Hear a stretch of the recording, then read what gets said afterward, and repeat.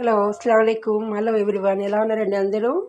ఈరోజైతే నేను France fry చాలా సింపుల్గా ఈజీగా బ్యాచిలర్స్ కూడా చేసుకునే విధంగా చూపిస్తానండి. ఈరోజు చాలా సింపుల్ మెథడ్ అండి. 1 బై 1 చూపిస్తాను. ఇప్పుడైతే ఒక కడాయి పెట్టాను, ఒక 2 టేబుల్ స్పూన్ ఆయిల్ వేసానండి. ఇవి ఫ్రాన్స్ అండి, ఒక 1/2 కిలో ఉన్నాయి ఈ ప్రాన్స్ అండి. దీన్ని ఇలా ముందర పక్క అలా బ్యాక్ సైడు వాళ్ళు క్లీన్ చేసి ఇస్తారండి, షెల్స్ అంతా తీసి. కానీ మనం ఇక్కడ ఇలా కట్ చేసి బ్యాక్ సైడ్ది అలాగే ఫ్రంట్ కూడా మనం చాలా నీట్గా క్లీన్ చేసుకోవాలి ఇంటికి తీసుకొచ్చి. తర్వాత దీంట్లో పసుపు ఉప్పు వేసి నీట్గా కడిగి పెట్టుకోవాలి. ఇప్పుడైతే ఆయిల్ వేడి అయిపోతుంది. దాంట్లో కొద్దిగా జీలకర్ర,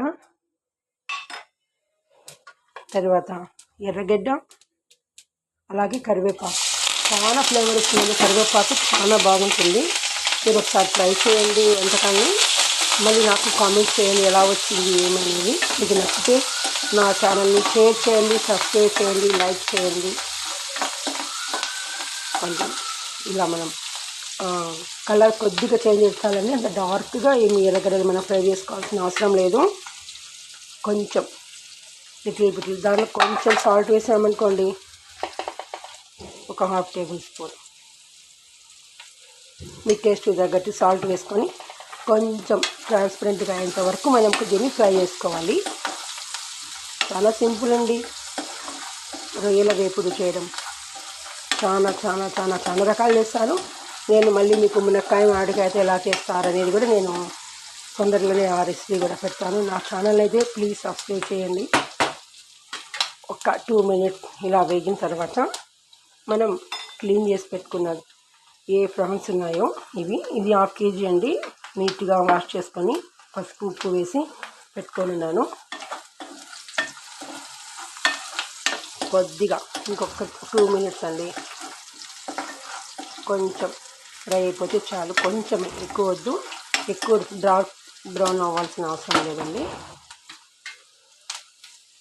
ఈ విధంగా అయితే చాలండి. ఇప్పుడు ఈ ఫ్రాన్స్ అన్నీ ఉన్నాయి కదా, దీంట్లో వేసేయండి.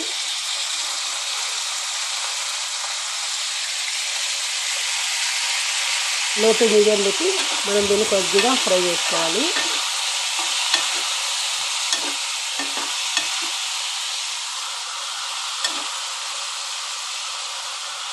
చాలా ఈజీ అండి ఫ్రాన్స్.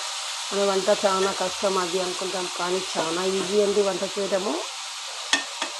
ఇదండి, దీంట్లో కొంచెం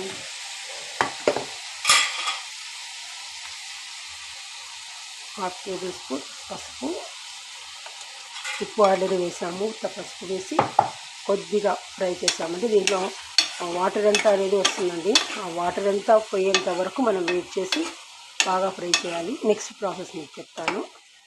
ఇది కొద్దిగా వాటర్ అనేది వస్తుంది దీంట్లో నుంచి.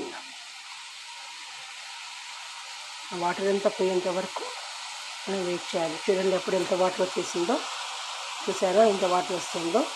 ఇంకా వస్తుందండి వాటర్, దీంట్లో చాలా వాటర్ అనేది వస్తుంది. ఆ వాటర్ మొత్తం మనకు డ్రై అయిపోవాలి. దాని తర్వాత నెక్స్ట్ ప్రాసెస్ చూడండి, మొత్తం నీళ్ళంతా వెళ్ళిపోయాయి, ఓన్లీ ఆయిల్ మాత్రమే కనిపిస్తుంది. ఈ స్టేజ్లో ఏం చేయాలంటే మనము మీడియం టు లో పెట్టుకోవాలండి. ఫ్లేమ్ని పెట్టుకొని కొద్దిగా ఇలా వీటిని సైడ్లో పెట్టేసి, 1/2 కిలో కదండి, ఒక స్పూన్ అల్లం వెల్లుల్లి పేస్ట్ సరిపోతుంది. ఒక స్పూన్ అల్లం వెల్లుల్లి పేస్ట్ వేసి కొంచెం ఫ్రై చేసుకోవాలి. ఈ పచ్చి వాసన అనేది జింజర్ గార్లిక్ పేస్ట్ది వెళ్ళిపోయే వరకు మనం కొద్దిగా ఫ్రై చేసుకోవాలండి.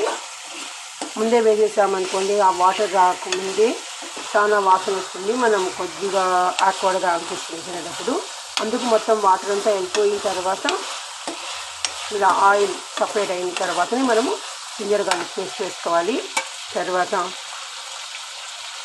ధనియాల పౌడర్ ఒక 1/2 స్పూన్, రెడ్ చిల్లీ పౌడర్ ఒక 1/2 స్పూన్, అలాగే జీలకర్ర పౌడర్ ఒక 1/2 స్పూన్,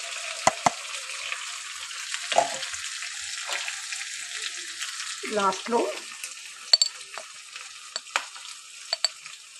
కొద్దిగా పెప్పర్ పౌడర్ వేసామంటే చాలా బాగా టేస్ట్ వస్తుంది. చాలా పెప్పర్ వేసిన తర్వాత చాలా టేస్ట్ వస్తుంది మనకి. ఇప్పుడు దీన్ని మనం బాగా కలుపుకుంటూ ఫ్రై చేసుకోవాలి. ఇదండి, ఒక 5 నిమిషాలు మనం ఇలాగే ఫ్రై చేసుకుంటూ ఉన్నామంటే మన జింగా ఫ్రై అనేది రెడీ అయిపోతుంది. చాలా టేస్టీగా ఉంటుందండి. పప్పులో తిన్నా, పప్పు చారు చేసుకొని తిన్నా, ఏ కర్రీస్లోకైనా కూడా, అంటే పప్పు ఐటెంలో, రసంలో చాలా బాగుంటుంది. పచ్చళ్ళలో కూడా చాలా బాగా ఎంజాయ్ చేయొచ్చు. మనము స్టార్టర్స్గా కూడా యూజ్ చేసుకోవచ్చు. ఈ విధంగా చాలా బాగుంటుందండి. చాలా అంటే చాలా బాగుంటుంది. మీరు ఒకసారి దీన్ని టేస్ట్ కూడా చేసుకోవచ్చు.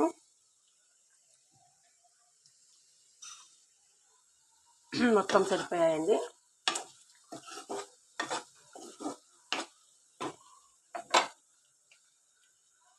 ఒక 2 మినిట్స్ అండి. దీన్ని మూత పెట్టి మనము ఒక 2 మినిట్స్ అలా వదిలేసామంటే చాలా బాగుంటుంది అండి. ఒక 5 నిమిషాల తర్వాత ఎంత బాగా ఫ్రై అయిపోయాయో అంతేనండి. దీన్ని ఇంకా డిష్ అవుట్ చేసుకోవచ్చండి. నేను మీకు డిష్ అవుట్ చేసి చూపిస్తాను.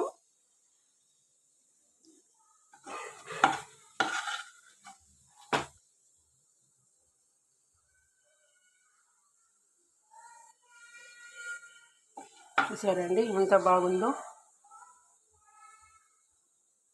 మీకు నా రెసిపీ ఎలా ఉంది, ఎలా నచ్చింది, బాగుందా లేదా కామెంట్ రూపంలో మాత్రం తప్పకుండా తెలియచేయండి.